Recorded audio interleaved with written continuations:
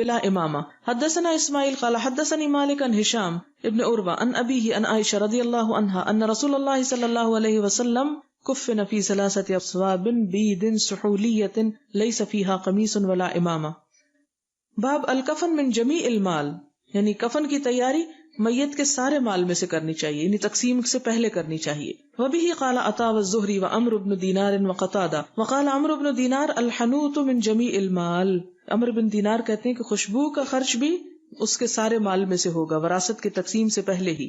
وقال ابراہیم یبدأ بالکفن، ابراہیم نخعی کہتے ہیں کہ پہلے کفن تیار کیا جائے، ثم بالدین پھر قرضہ اتارا جائے، ثم بالوصیہ پھر وصیت پوری کی جائے. وقال سفیان کہتے ہیں اجر القبر والغسل هو من الکفن، کہ قبر کھدوانے کی جو اجرت ہے اور غسل دینے والے کی اجرت وہ بھی کفن کا حصہ ہے، یعنی وہ بھی میت کے مال میں سے ادا ہونی چاہیے.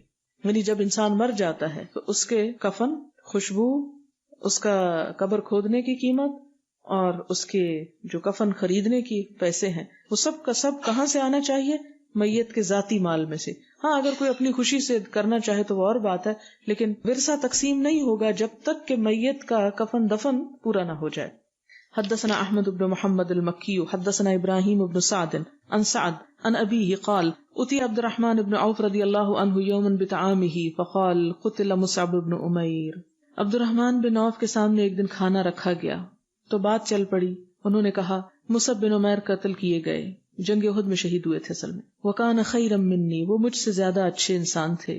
فلم یوجد لہ ما یکفن فیہ الا بردۃ، تو نہ پایا گیا آپ کے لیے جس میں آپ کو کفن دیا جاتا مگر ایک چادر.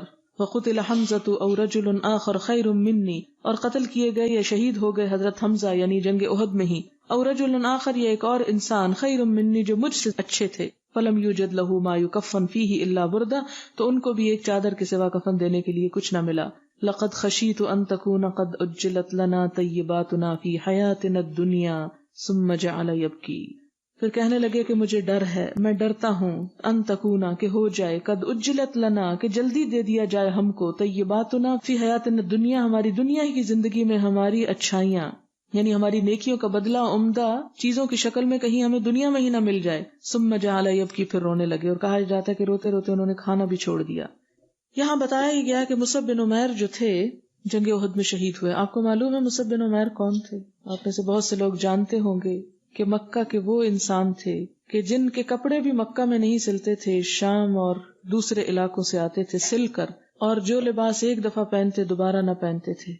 قیمتی ترین خوشبو لگاتے تھے. ان کی خوشبو کا عالم یہ تھا کہ جس راستے سے مصعب گزرتے وہ راستہ مہک جاتا، اور اس خوشبو سے لوگ پہچان جاتے کہ یہاں سے مصعب گزر رہے ہیں. کہ ایسی قیمتی خوشبو کسی کو میسر نہ تھی.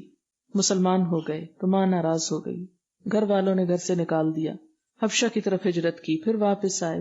پھر آپ صلی اللہ علیہ وسلم نے اپنے مدینہ جانے سے پہلے ان کو مدینہ بھجوایا، اور وہاں پر انہوں نے لوگوں کو اسلام کی دعوت دی، اور بہت سے لوگ ان کے کہنے سے مسلمان ہوئے. لیکن حال یہ تھا کہ وہ سارے کا سارا مال والدین نے چھین لیا اور کچھ بھی مصعب کو نہ دیا. حتیٰ کہ مدینہ میں جب رہتے تھے تو اتنی قسم و پرسی کے عالم میں کہ پورا لباس بھی پہننے کو نہ ملتا تھا.